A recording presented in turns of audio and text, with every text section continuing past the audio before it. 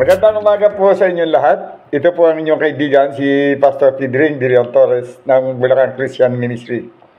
Ang ating pong pag-uusapan ngayon, pinangingibabawan ka ba ng takot? Manalangin tayo, Lord, pangunahan niyo po kami sa aming pagbubulay-bulayang ito upang kami ay magkaroon ng iba yung kalakasan, katapangan.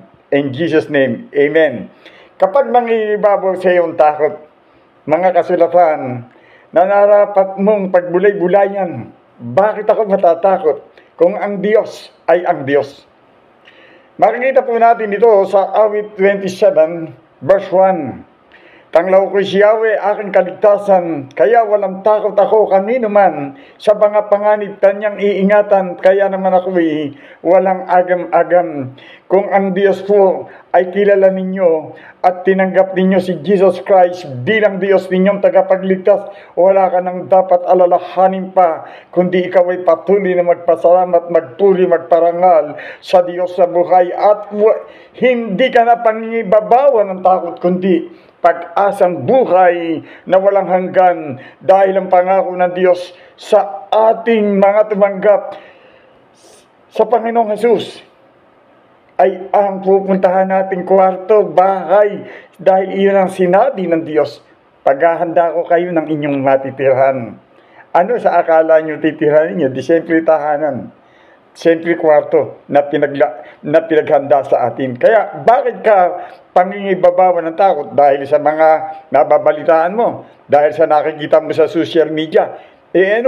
Kung maghanap at mangyari yun, kilala mo naman si Jesus Christ. Tingnan mo, magkasunog sa buong kapaligiran. Malingaw-ngaw man na nakatatakot na mga sound. Ano yung katatakot mo? Hindi ba? Kapag may takot sa Diyos, wala nang ibang dapat katakutan. Yan pa yung pangalawa. Yung una, bakit ako matatakot kung ang Diyos ay ang Diyos? Pangalawa, kapag may takot sa Diyos, wala nang iba pang dapat katakutan.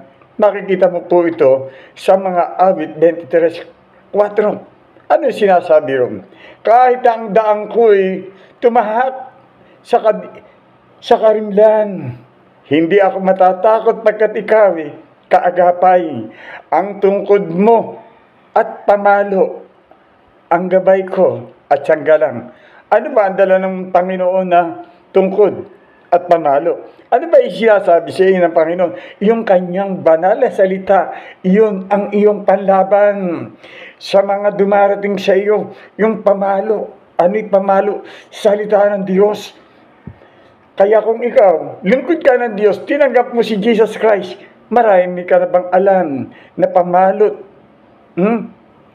gabay, sanggalang sa iyong buhay, sa iyong pamumuhay, dumating man ang mga ganitong mga pangyayari, handa ka lagi dahil iyon ang sabi ng Panginoon, manalangin ka sa lahat ng pagkakataon. Yan po ulit-ulit Kaya makikita mo yung sinasabi ng Diyos sa buhay mo kung iyong ipinamumuhay.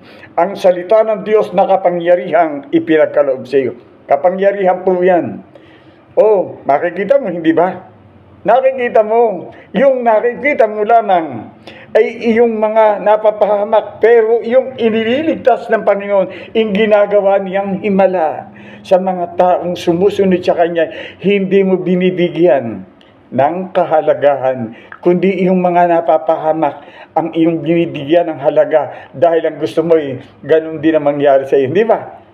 Hindi naman pala, bakit yun ang iisipin mo, bakit yun ang laging pinagbubulay-bulayan? Kung nais mo talaga nakarating sa sangkalangitan, di yung mga positibo ang iisipin mo na ako'y makararating sa sangkalangitan dahil ang sabi ng Diyos, kung pinaglilingkuran ang mananatili hanggang wakas, iyon ang maliligtas. Kahit ikaw ligid ng mga nang-uuyang, ligid na makapangyarihan ng tao at mayayaman, ikaw naman hindi nagdadaho, hindi ka naman mahirap, at hindi ka naman hirap na hirap, at hindi ka pagod na pagod. Bakit ganyan ang iyong pananaw sa iyong sarili? Bayaan mo sila. Ay, tingnan mo, nasaan ang mga makapangyarihan? Nasaan ang mga mayayaman? Nasaan ang mga mang-uuyam? Nang sila'y nasusunog, tanging iisang tahanan ang naligtas sa karamihan na naglalakihang bahay at building, yung lingkod ng Diyos na inaaban nila. Ngunit iyon ang iningatan ng Diyos dahil malinis ang puso't isipan, walang itinaas kundi si Jesus Christ sa kanyang buhay. O yung mga nagsasabing, kami ganito, kami ganyan, may nagawa ba sila? Ngayon, pare-parehas na lang sila, di ba? Umasa sa mga bigay ng mga kapwa-tao nila. May mahihirap, may mayayaman, karamihan nagbigay. Iyong mga mahihirap, mas maraming bukas ang palad ng mga mahihirap na hindi mayayaman para makatulong sa kapwa. Purihin po ang Diyos. Marami pong salamat, Panginoon, sa oras nito na binuksan mo ang aming puso't isipan na magtiwala sa Diyos ang tanging na kalagayan. Huwag mong ikabahala ang sinasabi ng iba, magtiwala kay Yahweh at mapapanatag ka. Salamat po, O Diyos, tunay na ikaw noon, ngayon at magpakailan pa man. Hallelujah! Purihin ka, Panginoon. In Jesus' name, to God be the glory. Papuri ay sa Diyos. Amen!